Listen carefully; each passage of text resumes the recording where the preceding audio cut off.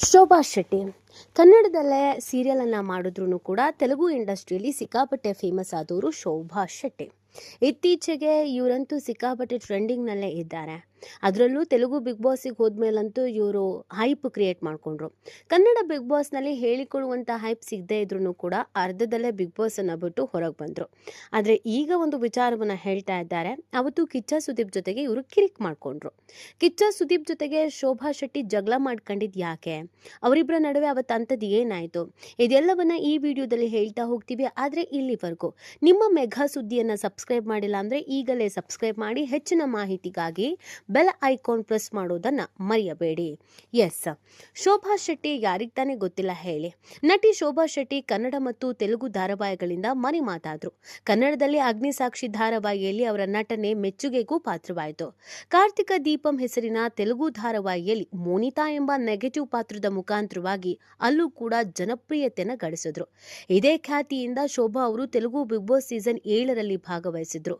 ತುಂಬಾ ದಿನಗಳವರೆಗೆ ಶೋನಲ್ಲಿ ಉಳಿದಿದ್ದ ಶೋಭಾ ಎಲ್ಲರಿಗೂ ಕಠಿಣ ಪೈಪೋಟಿಯನ್ನು ಕೂಡ ನೀಡಿದ್ರು. ಒಂದು ಹಂತದಲ್ಲಿ ಶೋಭಾ ಅವರು ಫೈನಲ್ಗೆ ಹೋಗಿ ಗೆದ್ದೇ ಗೆಲ್ತಾರೆ ಎಂಬ ಅಭಿಪ್ರಾಯಗಳು ಕೂಡ ವ್ಯಕ್ತವಾಗಿತ್ತು. ಆದರೆ 98 ದಿನ ದೊಡ್ಡ ಮನೆಯಲ್ಲಿ ಇದ್ದ ಶೋಭಾ ಫೈನಲ್ ಹೊಸ್ತಿಲಿನಲ್ಲಿ ಶೋನಿಂದ ಹೊರಬಿದ್ರು. ಇದಾದ ಬಳಿಕ ಶೋಭಾ ಅವರ ಕ್ರೇಜ್ ಹೆಚ್ಚಾಯಿತು ಅಂತ ಹೇಳಿದ್ರೆ ತಪ್ಪಾಗ್ಲಿಕ್ಕಿಲ್ಲ.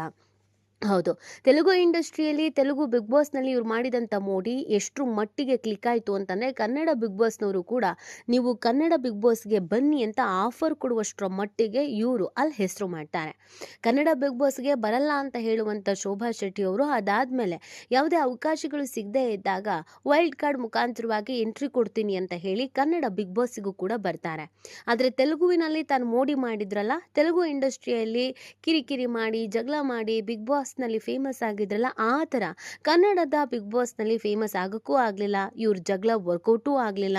ಇವರಿಗೊಂದೊಳ್ಳೆ ನೇಮು ಫೇಮೂ ಕೂಡ ಬಿಗ್ ಬಾಸ್ನಲ್ಲಿ ಸಿಗ್ಲೂ ಇಲ್ಲ. ಆದರೆ ಮಧ್ಯದಲ್ಲೇ ನಾನು ಹೊರಗಡೆ ಹೋಗ್ತೀನಿ ಅಂತ ಕೂತ್ಕೊಂಡ್ಬಿಟ್ರು. ಆಗ ಎಲ್ರಿಗೂ ಆಶ್ಚರ್ಯ ಆಯಿತು. ವೈಲ್ಡ್ ಕಾರ್ಡ್ ಎಂಟ್ರಿಲಿ ಬಂದು ಈಗ ಅರ್ಧಕ್ಕೆ ಬಿಟ್ಟು ಹೋಗ್ತೀನಿ ಅಂತ ಕೂತಿರೋದು ಯಾಕೆ? ಒಂದು ವೇದಿಕೆಗೆ ಗೌರವ ಅನ್ನೋದು ಕೊಡಬೇಕಲ್ವಾ? ಹಾಗೆ ಬಂದೆ ಹೀಗೆ ಹೋದೆ ಅನ್ನೋದಕ್ಕೆ ಇದೇನಾ ಅತ್ತೆ ಮನೇನಾ ಅಂತ ತುಂಬ ಜನ ಪ್ರಶ್ನಿಸಿದ್ರು.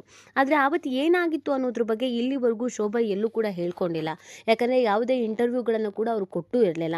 ತನಗೆ ಹುಷಾರಿಲ್ಲ, ಆರೋಗ್ಯದಲ್ಲಿ ಸಿಕ್ಕಾಪಟ್ಟೆ ಏರುಪೇರಾಗಿದೆ, ಆರೋಗ್ಯ ಸಮಸ್ಯೆ ಆಗಿದೆ ಅಂತ ಬಿಗ್ ಬಾಸ್ ಮನೆಯಿಂದ ಹೊರಗೆ ಹೋದಂಥ ಕಾರಣಕ್ಕಾಗಿ ಯಾವುದೇ ಮೀಡಿಯಾದಲ್ಲೂ ಕೂಡ ಕಾಣಿಸ್ಕೊಂಡಿರಲಿಲ್ಲ. ಇತ್ತೀಚೆಗೆ ತಾನು ಸೋಷಿಯಲ್ ಮೀಡಿಯಾಗೆ ಗುಡ್ ಬೈ ಹೇಳ್ತೀನಿ ಅಂತ ಕೂಡ ಹೇಳಿ ಹೊರಟು ಹೋಗಿದ್ರು. ಹಾಗಾಗಿ ಅವತ್ತು ಎಕ್ಸಾಕ್ಟ್ ಆಗಿ ಏನಾಗಿತ್ತು ಅನ್ನೋದು ಯಾರಿಗೂ ಗೊತ್ತಿರಲಿಲ್ಲ. ಆದರೆ ಕಿಚ್ಚ ಸುದೀಪ್ ಮತ್ತು ಶೋಭಾ ನಡುವೆ ಒಂದಷ್ಟು ಕಿರಿಕಗಳು ಆಗಿತ್ತು ಅನ್ನೋದು ಅಂತೆ ಕಂತೆಗಳಂತೆ ಓಡಾಡಿತ್ತು. ಆ ವಿಚಾರದ ಬಗ್ಗೆ ಈಗ ಖುದ್ದಾಗಿ ಶೋಭಾ ಅವರೇ ಒಂದು ಸ್ಟೇಟ್ಮೆಂಟನ್ನು ಕೊಟ್ಟಿದ್ದಾರೆ, ಕ್ಲಾರಿಟಿಯನ್ನು ಕೊಟ್ಟಿದ್ದಾರೆ. ಹೌದು, ಇನ್ನು ಕನ್ನಡ ಬಿಗ್ ಬಾಸ್ ಸೀಸನ್ ಸಮಯದಲ್ಲಿ ನಿರೂಪಕ ಕಿಚ್ಚ ಸುದೀಪ್ ಜೊತೆಗೆ ಶೋಭಾ ಶೆಟ್ಟಿ ಜಗಳ ಆಡಿದ್ದು ನಿಜ ಅಂತೆ. ಶೋ ಸಮಯದಲ್ಲಿ ಇದು ಭಾರಿ ಚರ್ಚೆ ಕೂಡ ಆಗಿತ್ತು. ಇದೇ ವಿಚಾರವಾಗಿ ಮಾತನಾಡಿರುವಂಥ ಅವರು, ಕನ್ನಡ ಬಿಗ್ ಬಾಸ್ನಲ್ಲಿ ಸ್ಪರ್ಧಿಸುವ ಅವಕಾಶ ಬಂದಾಗ ಅಷ್ಟರಲ್ಲಾಗಲೇ ನನಗೆ ತೆಲುಗು ಬಿಗ್ ಬಾಸ್ನಲ್ಲಿ ಭಾಗವಹಿಸಿದ್ರಿಂದ ಒಪ್ಕೊಳ್ಳೋದಕ್ಕಾಗಿರಲಿಲ್ಲ. ನಂತರ ಅವರು ನನ್ನನ್ನು ವೈಲ್ಡ್ ಕಾರ್ಡ್ ಎಂಟ್ರಿಗೆ ಬರುವಂತೆ ಕೇಳಿಕೊಂಡ್ರು. ಇದರ ಮಧ್ಯೆ ನನಗೆ ಕನ್ನಡದಲ್ಲಿ ಆಫರ್ಗಳೇ ಇರಲಿಲ್ಲ ಮತ್ತು ನಾನು ಕೂಡ ಕನ್ನಡದಲ್ಲಿ ಮಾಡಬೇಕು ಅನ್ನೋ ಆಸೆ ಇತ್ತು. ಈ ಮುಖಾಂತರವಾಗಿ ಬಿಗ್ ಬಾಸ್ ಥ್ರೂ ನಾನು ಕನ್ನಡ ಇಂಡಸ್ಟ್ರಿಗೆ ರೀ ಎಂಟ್ರಿ ಕೊಟ್ಟರೆ ನನಗಲ್ಲೊಂದು ಹೈಪ್ ಕ್ರಿಯೇಟ್ ಆಗುತ್ತೆ. ಮುಂದಿನ ದಿನಗಳಲ್ಲಿ ಕನ್ನಡದಲ್ಲೂ ಕೂಡ ಅವಕಾಶಗಳು ಸಿಗುತ್ತೆ. ಕನ್ನಡ ಸೀರಿಯಲ್ಗಳಲ್ಲಿ, ರಿಯಾಲಿಟಿ ಶೋಗಳಲ್ಲಿ ನಾನು ಕಾಣಿಸ್ಕೊಳ್ಬೋದು ಅಂತ ನಿರ್ಧರಿಸಿ ಬಿಗ್ ಬಾಸ್ ಕನ್ನಡದಲ್ಲೂ ಕೂಡ ಮಾಡೋದಕ್ಕೆ ನಾನು ಒಪ್ಕೊಂಡೆ. ಅದಕ್ಕೆ ಅಂತ ವೈಲ್ಡ್ ಕಾರ್ಡ್ ಎಂಟ್ರಿಯಲ್ಲಿ ನಾನು ಬಿಗ್ ಬಾಸ್ ಮನೆಯೊಳಗೆ ಹೋದೆ. ಆದರೆ ಅಲ್ಲಿ ನನಗೆ ಇರೋದಕ್ಕೆ ಸಾಧ್ಯವೇ ಆಗಲಿಲ್ಲ. ಮಾನಸಿಕವಾಗಿ ನಾನು ತುಂಬ ಅಂದರೆ ತುಂಬ ಕುಗ್ಗೋದೆ. ತುಂಬ ಅಂದರೆ ತುಂಬ ಸಮಸ್ಯೆನ ಎದುರಿಸಿದೆ. ನನಗೆ ದೈಹಿಕವಾಗಿ ಮಾನಸಿಕವಾಗಿ ನನ್ನ ಹೆಲ್ತ್ ಅಪ್ಸೆಟ್ ಆಗಿದ್ದರಿಂದ ಅಲ್ಲಿರೋದಕ್ಕೆ ಸಾಧ್ಯವೇ ಆಗಲಿಲ್ಲ. ಎಷ್ಟೊತ್ತಿಗೆ ಬಿಗ್ ಬಾಸ್ ಮನೆಯಿಂದ ಹೊರಗೆ ಬರ್ತೀನೋ ಅನ್ನುವಂಥ ಆಲೋಚನೆಗಳು ನನ್ನನ್ನು ಇನ್ನಿಲ್ಲದಂತೆ ಕಾಡ್ತು. ಈ ಸಂದರ್ಭದಲ್ಲಿ ನಾನು ಮನೆಯಿಂದ ಹೊರಗೆ ಹೋಗಲೇಬೇಕು ಅಂತ ಪ್ರಯತ್ನ ಪಟ್ಟೆ. ಬಿಗ್ ಬಾಸ್ ಟೀಮ್ ಅವರು ಕೂಡ ನನಗೆ ಮನವರಿಕೆ ಮಾಡುವಂಥ ಪ್ರಯತ್ನವನ್ನು ಮಾಡಿದ್ರು. ಈಗ ಹೋದರೆ ಸರಿ ಇರೋದಿಲ್ಲ, ಹೋಗಬೇಡಿ ಅಂತ. At the same time Sudeep sir ಕೂಡ ನನ್ನ ಇರಿಸ್ಕೊಳ್ಳುವಂಥ ಪ್ರಯತ್ನವನ್ನು ಮಾಡಿದ್ರು. ಒಂದು ವೇದಿಕೆಗೆ ಯಾವಾಗ್ಲೂ ಮರ್ಯಾದೆ ಅನ್ನೋದು, ಗೌರವ ಅನ್ನೋದು ಕೊಡೋದನ್ನು ಮೊದಲಿಗೆ ಕಲ್ತ್ಕೊಳ್ಳಿ. ಹೀಗೆ ಬಂದು ಹಾಕೋದ್ರೆ ಅದಕ್ಕೇನು ಗೌರವ ಬಂತು? ಇವತ್ತು ನೀವು ಎಲಿಮಿನೇಟ್ ಆಗಿಲ್ಲ, ನಿಮ್ಮನ್ನು ಜನ ಸೇವ್ ಮಾಡಿದ್ದಾರೆ, ನಿಮಗೆ ಜನ ಓಟ್ ಹಾಕ್ತಾ ಇದ್ದಾರೆ, ಅಂದರೆ ನಿಮ್ಮನ್ನು ಜನ ಗುರುತಿಸ್ತಾ ಇದ್ದಾರೆ. ಜನ ನಿಮ್ಮನ್ನು ಗುರುತಿಸ್ತಿರ್ಬೇಕಾದ್ರೆ, ನಿಮಗೆ ಗೌರವ ಕೊಡ್ತಾ ಇರಬೇಕಾದ್ರೆ ನೀವು ಜನರಿಗೆ ಗೌರವ ಕೊಡಬೇಕಲ್ವಾ? ಟಾಪ್ 2 ಅಲ್ಲಿ ನೀವು ಸೇವ್ ಆಗಿದ್ದೀರಾ. ಟಾಪ್ 2 ಅಲ್ಲಿ ಸೇವ್ ಮುಖ್ಯವಾಗಿದ್ದೀರಾ ಅಂತ ಅಂದರೆ ಅದು ಎಷ್ಟು ಜನ ವೋಟ್ ಹಾಕ್ತಾ ಇರ್ಬೋದು ಅನ್ನೋದನ್ನು ನೀವು ಯೋಚನೆ ಮಾಡಿ. ಇಷ್ಟೆಲ್ಲ ಕಷ್ಟಪಟ್ಟು ವೋಟ್ ಹಾಕ್ತಿರುವಂಥ ಜನಕ್ಕೆ ನೀವು ಯಾವ ಥರದ್ದು ಮರ್ಯಾದೆ ಕೊಡ್ತೀರಾ ಅಂತ ಸುದೀಪ್ ಸರ್ ಕೇಳಿದ್ರು. ನನಗೆ ಆ ಸಂದರ್ಭದಲ್ಲಿ ಅದು ಯಾವುದು ಕೂಡ ಅರ್ಥನೂ ಆಗಲಿಲ್ಲ.